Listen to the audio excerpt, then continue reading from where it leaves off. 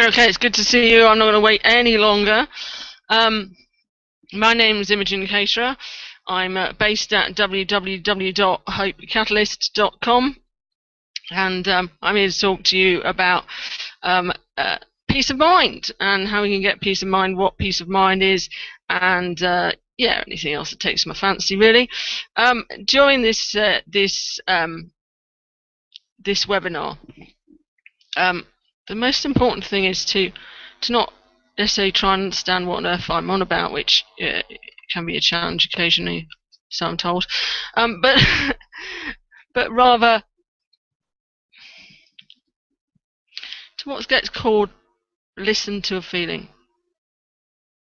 It's just that inner sense.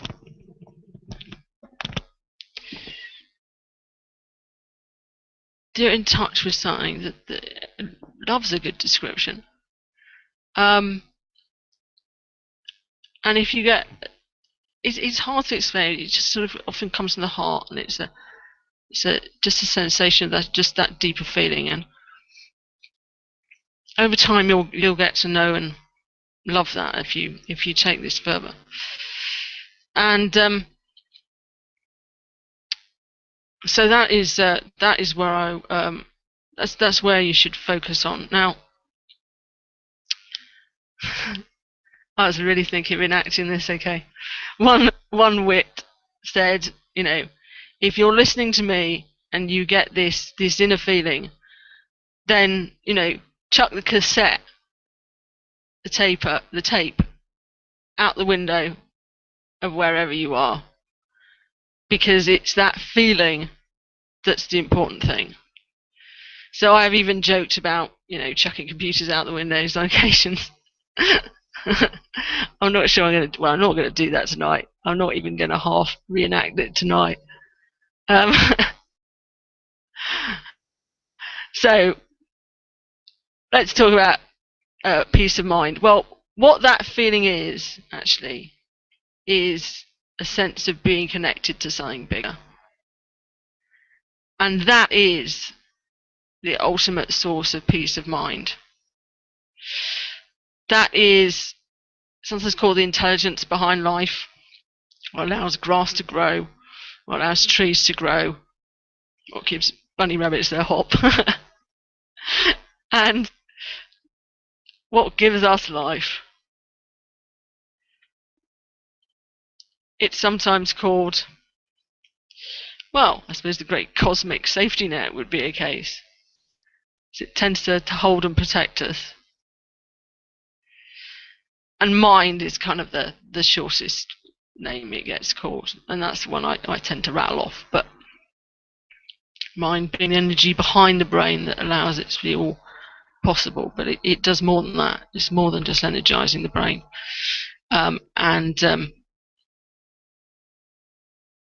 That's a powerful thing to be connected to.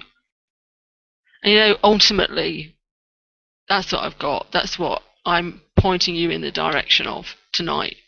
I'm pointing you in the direction of getting in touch with that. Many people will come to me and say, well, you're doing a technique, aren't you? Well, no, it's not a technique. It's just getting you in touch with that. And when you get in touch with that more and more, it's a source of wisdom. These are other names for it, actually. It's wisdom. It's your innate well-being. It's what really runs the show, and it's stuff that we lose sight of so much.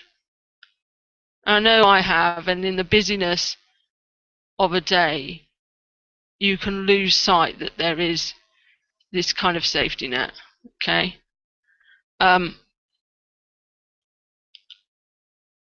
I've had a difficult afternoon, not a difficult morning, really. Well, I went out for lunch with my parents, and what I didn't realise is that there was gluten in that meal. And gluten for me seems to cause me all sorts of problems in terms of pain, diarrhea, and it seems to have some very nasty mental effects. And I was suffering from a mood swing without really realising it. And then the physical symptoms came on, and I went, oh, what we have here.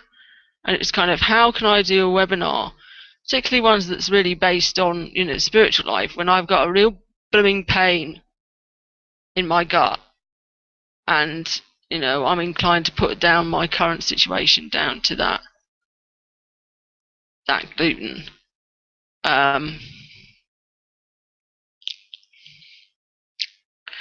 One thing I noticed going through all that is that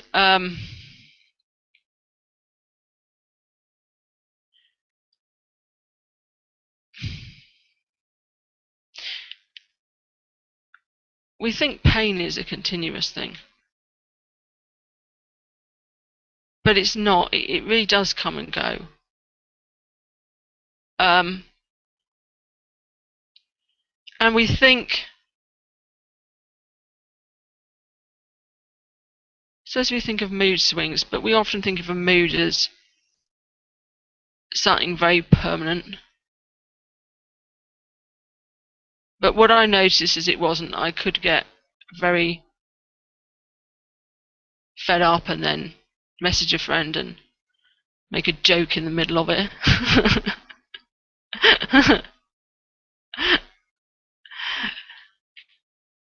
But that gluten was still circulating around me.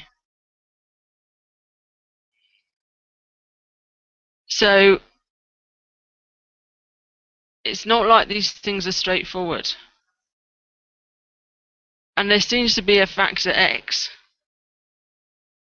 that is determines whether we get fed up, whether we're in pain, whether we have mood swings, whether we have, some major mental health conditions sometimes or not. Every single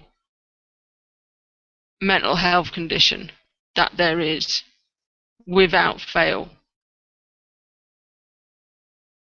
goes into remission sometimes.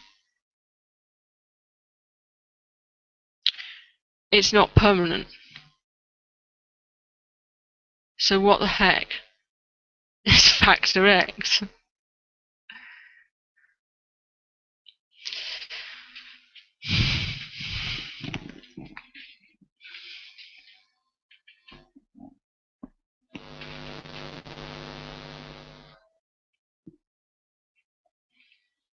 Just looking for a nice pillow cushion, rather. Okay, I haven't found it. Right. So what on earth is factor X? Well, I'm known to be a bit of a Sherlock fan.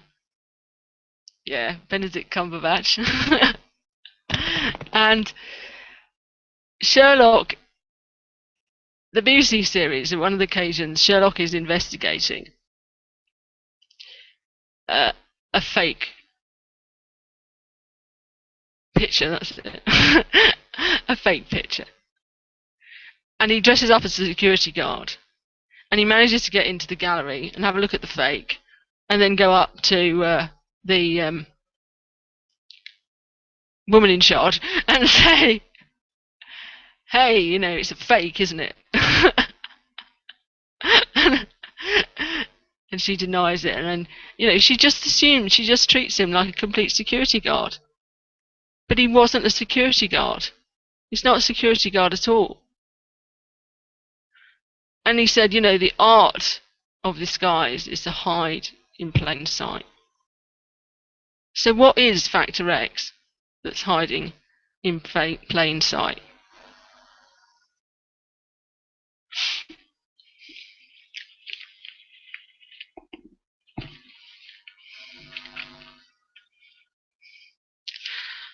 Let's have a look at factor X at work. You can't find your keys someday. Where are my keys? Where are my keys? Where are my keys? Oh my goodness, where's my key? Oh, actually, here we go. Where's my cushion? it was here earlier. Where the heck is like? Oh, hold on. Maybe not, because I'll ruin my demonstration.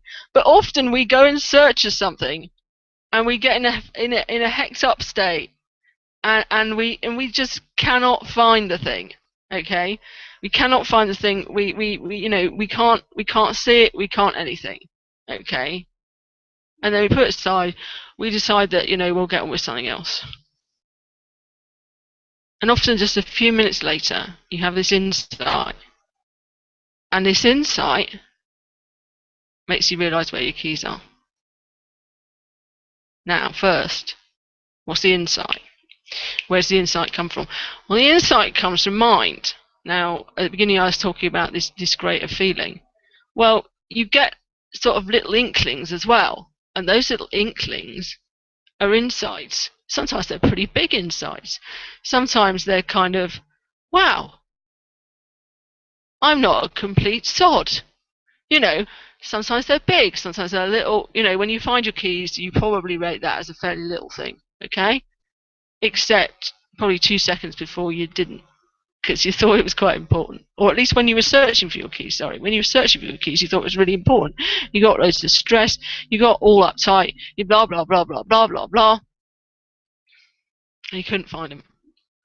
But then you have this insight from mind, and everything changes. So that's mind. But what's this when you're rushing around? What's this? What's this? What's this? When you can't find it, you're getting stressed when all your emotions are going up. Well, that's thought. And it's related to your free will. If you didn't have thought, you wouldn't have free will. But that's thought. And that's what's hiding in plain sight. Let's give you a really practical example, or a really outlandish example perhaps, of thought and its connection to mental well-being, mental health. It's a man who was a top executive, but he got really, really stressed, really, really, really stressed, and he was hospitalised for schizophrenia. And his wife was even asked to sign the committal for life papers. She got desperate, and she went to a chap who knew a bit about schizophrenia, quite a bit about schizophrenia, and said to him, "Can you help?" And his reply was, "Well, how desperate are you?" Anyway, he let her. He got her to sign something saying that he could do whatever he wanted to do.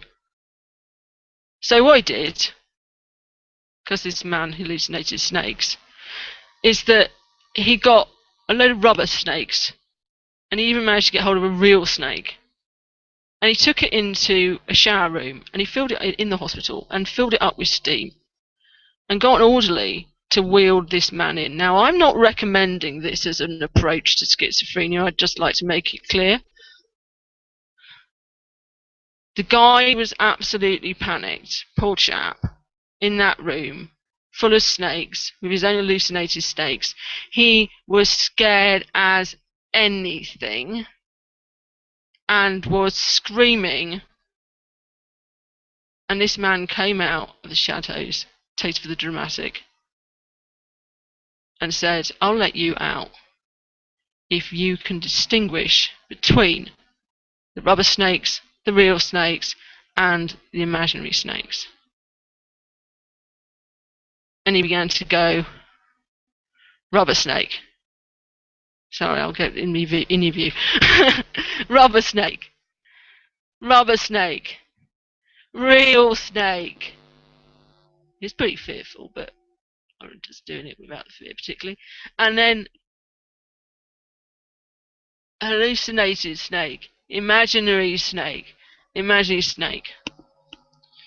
And he learnt to distinguish, again, what was real from what was unreal.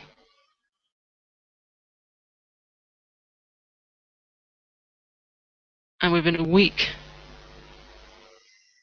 he was out of the hospital. Now, I'm not recommending that, as I said, as a technique, but here's what I do, is I help us begin to distinguish between thought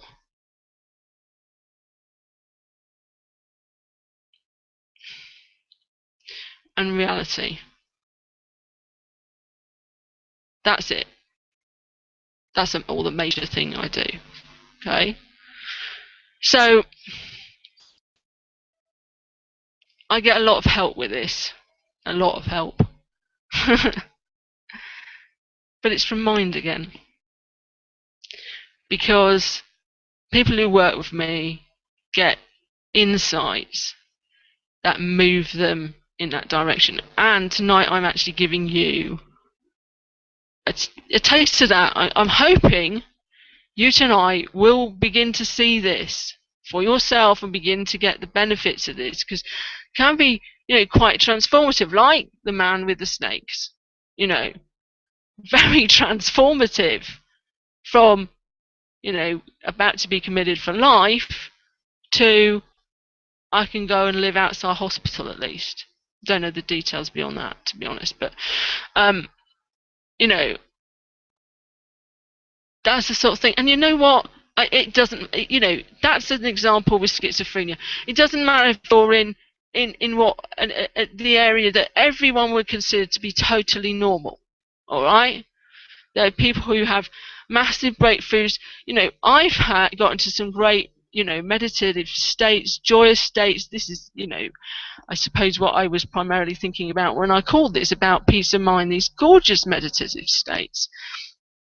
In real life, I don't mean by sitting cross-legged and, staying still for a long time. It was as I went around my life, I had these amazing states. And these were the ones that kind of showed me more than anything that like the power of this. That's been really great for me. And so, that's why I've wanted to share this. So let me have a look.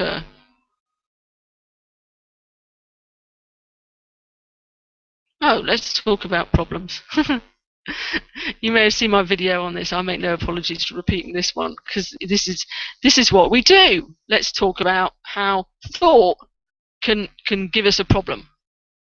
Here's thought is kind of you hook into something. Now, what I hooked into was feedback about my last webinar. That's the normal example I use in this. But there are other things that I've hooked into subsequently. Like a problem in a Facebook group or something like that I've kind of, right, I've got a grip here.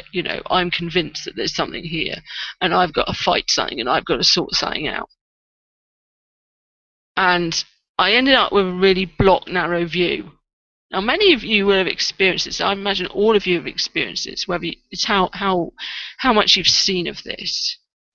It is, when you get into a problem and you get stuck and you see it all the way around you, and you're very hooked in. I don't know whether there are any self-employed people in the UK here, but there's a certain deadline coming up. The 31st of January. We get really hooked in on that sometimes. Now, sometimes we deal with that just by upping its priority. Okay, so we make sure we get our tax returns done in time. And sometimes we do it by, oh God, panic, problem, stress. We don't do the paperwork properly. We can't get things like, this is a scenario that's really quite common. And what we need to do is really step back, because you're in the same situation as I described really when you're looking for keys. You're rushing around looking for keys. In that problem situation, again, you're hooked into the problem. And when you step back, your kind of vision, and I don't just mean with your eyes, but your whole sense of awareness increases. And then the problem slips away. Often you move on. Sometimes you just calm down and finish the silly tax return. Or what have you. And that has a huge effect on your body. Huge effect.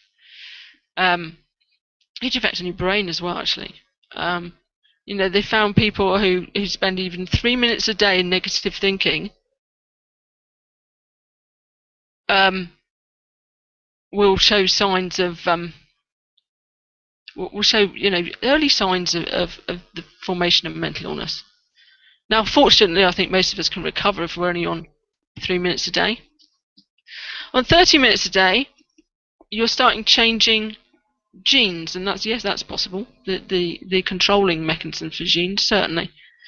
So you begin to get a genetic effect going on, and we're told all these mental health conditions, many of them are genetic. Well, this may be the mechanism that we overthink, and then just kind of flip a switch and we're in trouble. At 16 hours a day, if you go up that far, then you may well have met a psychiatrist recently. Okay? Going further and further down the spectrum, you may be somebody who just sort of plays Tetris in their head, gets lost in thought every now and then, does things like have car accidents. I hit you with a mesmer stare. Have car accidents. I've had car accidents. Was I up in my head worrying about something when it happened? Oh yes. Very major cause of car accidents. You may forget people's names. Or, forget? No, never listen to them in the first place, actually. You may miss bits of your favourite television programme because you're staring at the screen, but you're not really present. Okay? I missed quite a bit of Strictly doing that, Sorry, Dancing with the Stars if you're from the United States. Strictly Come Dancing in the UK. Just not getting things done. Not getting things done. Another one of the common signs of getting lost in thought. You can get all sorts of wacky ideas in your head when you're lost in thought. And you can be down the mild end of this and still have some detrimental effects in your life if you've got lost in thought. And then you go all the way up, further suffering, you might get depression, anxiety, fearfulness. Not doing stuff you'd like to do because you're all nervous, but not clinically anxious. And all the way up, and it's kind of, it's just a spectrum. It's just a spectrum. Some of the more severe, bipolar, schizophrenia, borderline personality disorder. But, if you can take and reduce the hooked-in nature of thought, if you see through thought more and more, then you can lift a lot of that pressure on that system. And you can live in the present and in the now. And they're slightly different, actually. Majorly different. Now, if you live in the present, okay, you're paying a certain amount of attention to what's happening right now. Shouldn't use now there. If you're living in the present, you're paying a certain amount of attention to what's present right now. However, you may have in the back of your head be going, I can't believe he did that. Can't believe she did that. Can't believe that. Can't believe that. Oh, I'm stressed. Oh my God. I've got to do my tax return. And I said, all of that, if all that's going on in your head, you're not living in the now. Because the now is a clear mind, is clarity, and is being absolutely aware of this present moment. And not looking at the clock, despite what I'm doing now. That's not a good sign. But up until the time I thought to look at the clock, that was pretty good.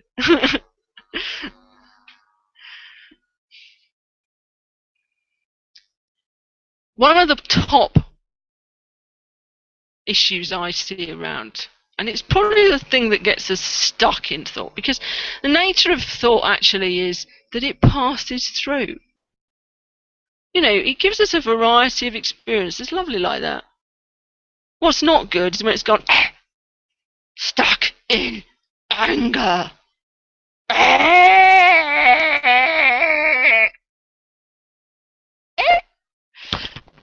Okay, that's not good. Now, what often gets us stuck in anger is something really quite ironic. We push it away. We don't want it. We judge it. We just anger, anxiety, depression. I should not have these. So I'm going to push it away. Get out! Get out! Get out! It doesn't work. It doesn't work. Then if you happen to come across me at the time, I may make a remark about,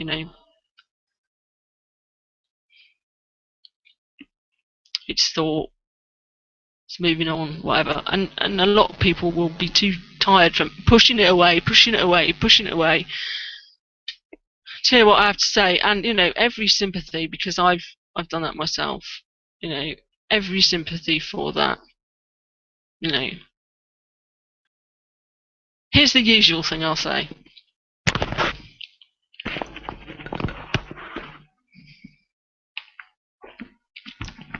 Two major ways, in fact, of holding on to thought. One is pushing it away. Get it out! And the other one is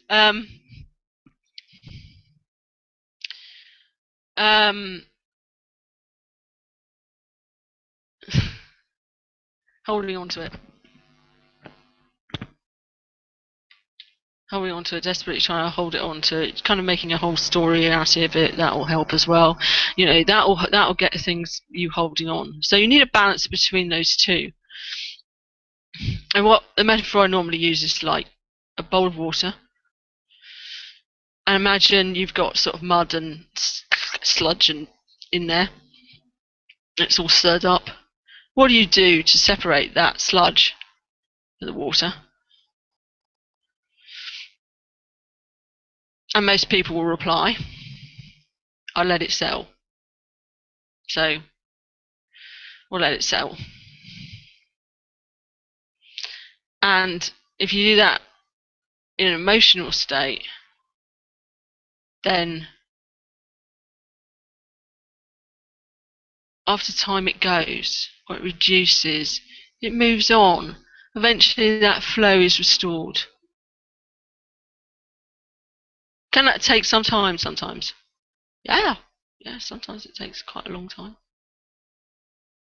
You generally feel progress quite quickly, which is really cool. So, let's have a look, see what else I've got here.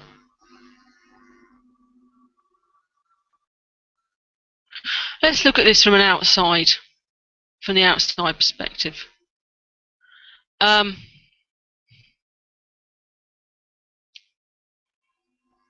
Suppose you see somebody who's kind of locked in that thought, stuck, overthinking. What should you do? Is there anything you can do to help them? Well, not really. Many people are kind of desperate to intervene in this place. If you encourage them to settle down, that's good. What you should not say at that point is it's just thought. You're just locked in thought. Because for them it seems terribly real. And there's a word that was used by a man named Sid Banks who actually had the kind of first whopping great huge insight that gave us this understanding, and that people like me kind of follow on and read his stuff and listen to his audios and sit and let mind educate us on this. We generally look at Sid as the source. These kind of experiences have happened throughout humankind, but these experiences have happened throughout humankind. But Sid came back with an understanding, an ability to communicate you know, that was useful. There's some texts of him. There were some videos of him. It was like I gather it was really hard to get him to be prepared to be videoed, because one of the characteristics of Sid Banks was that he didn't want followers. He wanted us to be in touch with our inner wisdom. In other words, he wanted us to be in touch with mind. All he had ultimately was trying to put people in touch with mind. And that's all I've got for you tonight.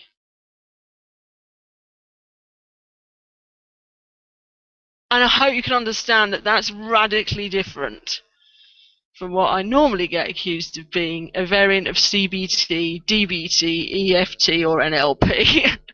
All right. So, Sid Banks with his interesting Edinburgh sense of humour, used to call people who were really stuck in their thought, he would call them lost. And he'd call them lost, and to be honest, the word lost had freaky connotations with me, and I didn't like it at first. But the reason why he says lost is it's like a little child in a forest. Now, if you saw a lost little child in the forest, would you make some remark about it's all your thought? Pull yourself together. No. We'd lend them a loving hand, or we'd lend them, we'd give them some nice directions. We'd walk with them. We'd sit with them. And I think that's really important, because I tell you, when you're absolutely stuck in that emotional state. Many of you will be familiar with this. When you're absolutely stuck in that emotional state, last thing you want is some arrogant little to have a thing at you. I remember this was months ago, before I had this understanding at all. I was on one of these teleseminar webinar thingamybobs with with a chap who was into some spiritual practice, and I said, look, I've got this incredible anger, absolutely incredible anger. By the way, some of us seem to have. I was chatting to someone with Facebook beforehand, and it was kind of, have I got a stuck, miserable pattern in my life? No, I don't think you have.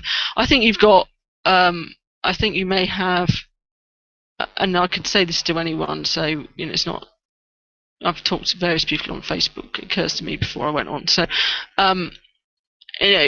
somebody was saying, well, I've got this stuck pattern. I've got this, I'm stuck, basically. I've got some bad patterns of behaviour or something. You've got a set of thought. You've got a habit of thought, like I have. I've got a habit of anger. And as you understand the nature of thought, that gets easier. And I'm not going to, I'm going to point in the direction a bit tonight, and maybe you'll take this further. I don't know, but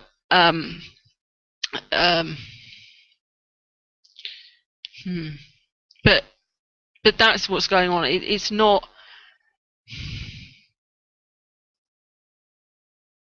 set in stone in the same way. I think, with this understanding, you can sit there and you can have anger going on in your head, sort of, but you don't buy into it. You don't buy into it. You're not hooked into it. You don't believe it the same way.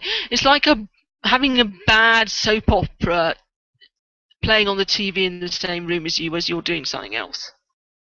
You're not hooked into it. And there are all these possibilities of thought which become open to you when it stops hiding in plain sight.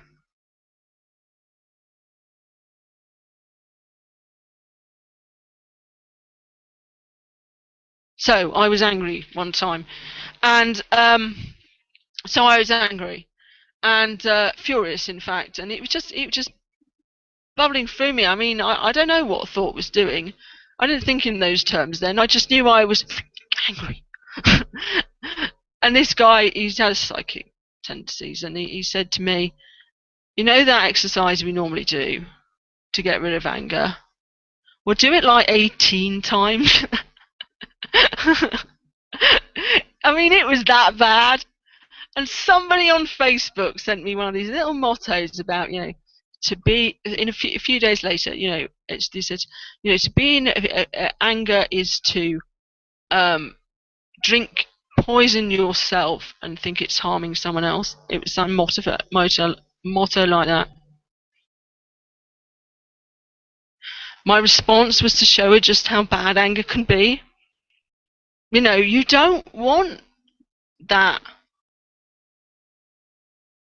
And being prepared to sit it out is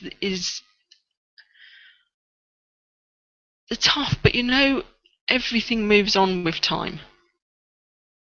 Everything moves on. Now, the more you can get this understanding, the faster these things will clear, faster they'll move on. Sometimes very dramatically. Sometimes you get it, and for the first time it's kind of, which is what happened to me. I was lying in the bath. I'd listened to quite a lot of material, and I could feel it was kind of loosening up, and I was seeing another perspective. I was beginning to realise, hey, it's inside me. It's my thought combination. It seems so real because of stuff called consciousness, which I don't think I'm going to cover tonight. But it's going to go through, and it's coming from inside, and I was always blaming it on the outside, which is one of the ways you'll get hooked in, because you'll go, this stuff, that person, and that person, they all need to change before I can be happy. This is how I'm going to get stuck. I'm going to get stuck in, and that's one of the major reasons why you get locked in. When you realise it all comes from within you, your experience of life,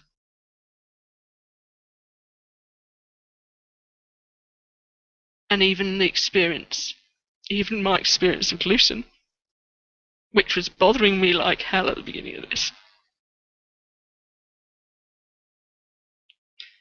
And because I'm thinking about it, I've got a little bit of pain back now.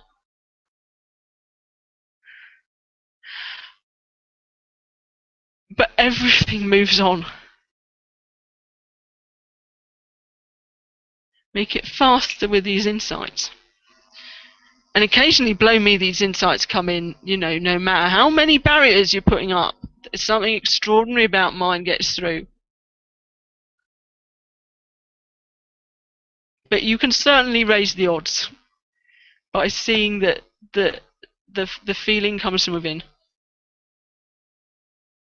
That you stop blaming the feeling on outside. By the way, you can also stop blaming happiness on outside. I had a client who said that, and I said, no! Natural state is happiness, extraordinarily. We're told everything but. We're told that there's fault, we've got faults in our systems and failures, and all terrible things like that.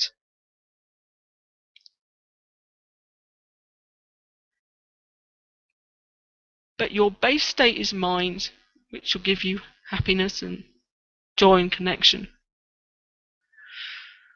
And on that, in natural flow, is thought, which gives you a variety of experience, some of which are temporarily not that nice, but they move on. And that's kind of your normal experience. That's the kind of healthiness. By the way, if something gives you a massive knock from the outside world, I'd say a bereavement. Do you react to that? Absolutely, and that's totally normal.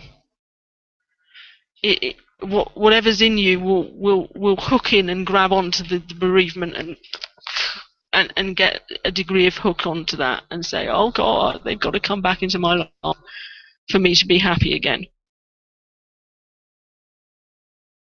The world occasionally gives us some hard knocks.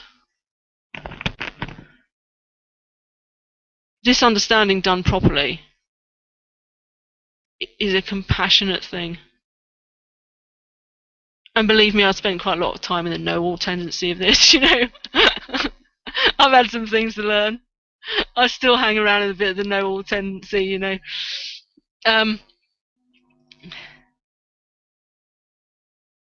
But yeah.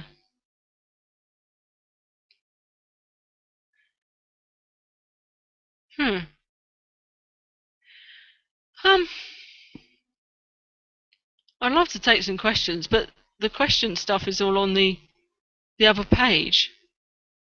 If anyone can open that page and fill in the boxes, the name, email, you don't need the website, and put a question in if anyone's got one. I'll endeavour to sort of click around the system in a bit and see if I can find the answer, find the question and answer it.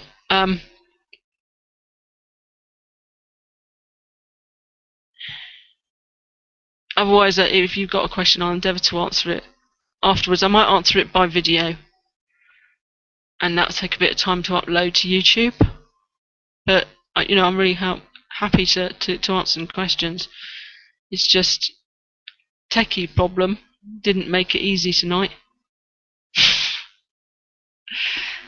Oh well. Oh, let me tell you about yesterday. This is before I ate the gluten. I can't blame it. Kind of interesting experience though. There was a couple of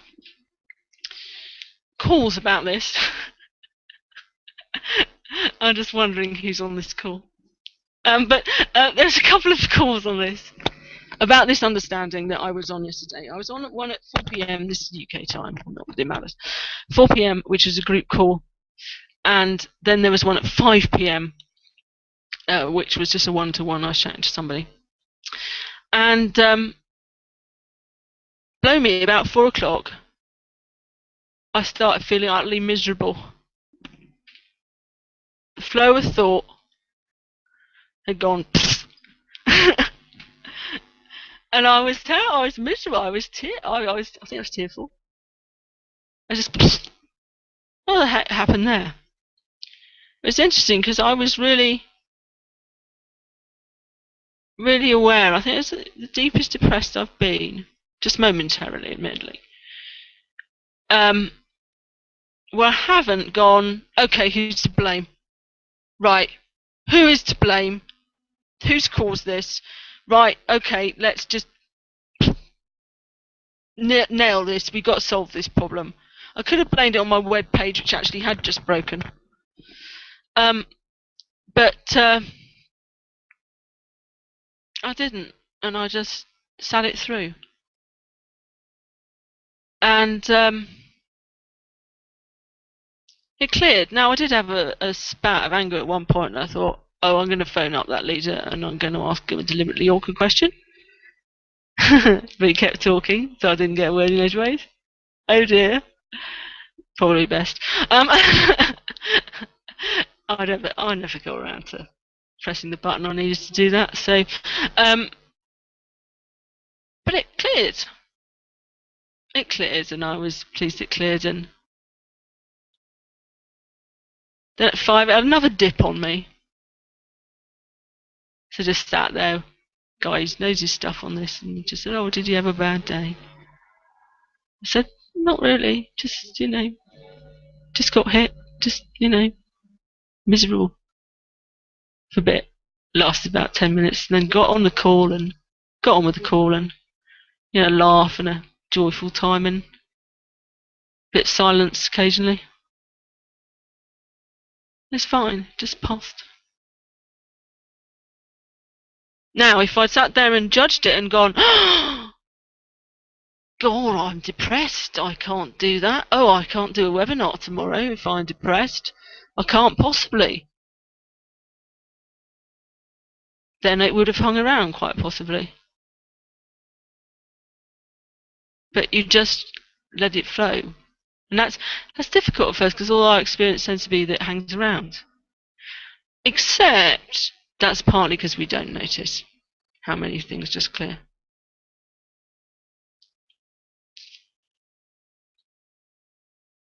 As you gain an insight, things clear faster generally. Or you just get used to dealing with it. It's just, as I say, you've got a noise in the background.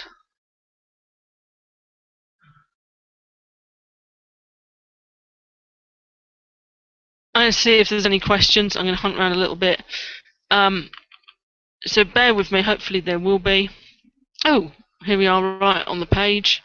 Let's see. No, I'll assume that means I'm oh no, it's loading. No, still no questions. Oh, hold on. Okay.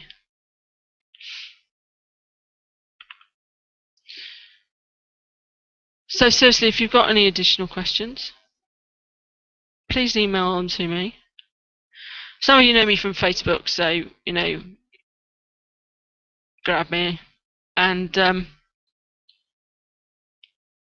it's been a pleasure to have you here.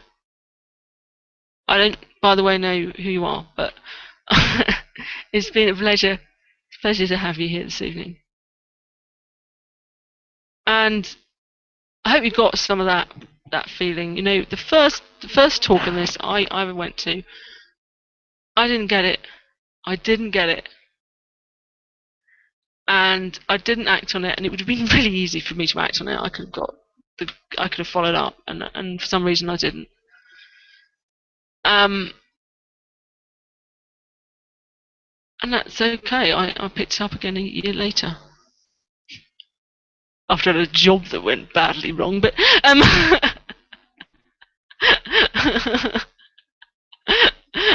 okay, so but you do what's right for you in the time you have. Now, if you want to take this further with me, if you want to chat with me and we go over and we look at stuff that I can't do in a webinar, like talk about sort of personal particular situations. Then do get in touch. That is an option. Yes, there's a fee attached to it, but it's my time and it's my intensive time. So that's your option. That's one of your options. Another option is me and John El Mokadim are going to be chatting about relationships. We're going to, I think, probably change this format, I think, quite a bit, quite considerably, and it'll be two of us chit-chatting, and he's in London and I'm in Gloucester, United Kingdom, and we will be chatting away about relationships. And if you've got questions for that, I'm going to try and set up something so you can ask questions, and I'll keep in touch with email and things.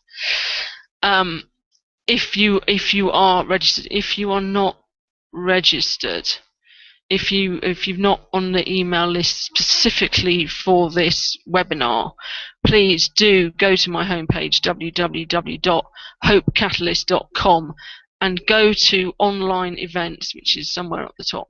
You can click on that and go down there and give your email address. That's just so that I can give you follow-up stuff. I'll probably think of some videos, some nice videos that can build on that. I will, for instance, I'll give you the link to that video about the schizophrenia and the snakes, just so you can hear that story, probably told a bit better than I did. I've got the basic facts, but a bit of filling out you might like to do. So do sign up in the next sort of hour or so, please, so I can send out extra goodies. Well, as I said, it's been a pleasure to speak to you tonight. Bye. Thank you.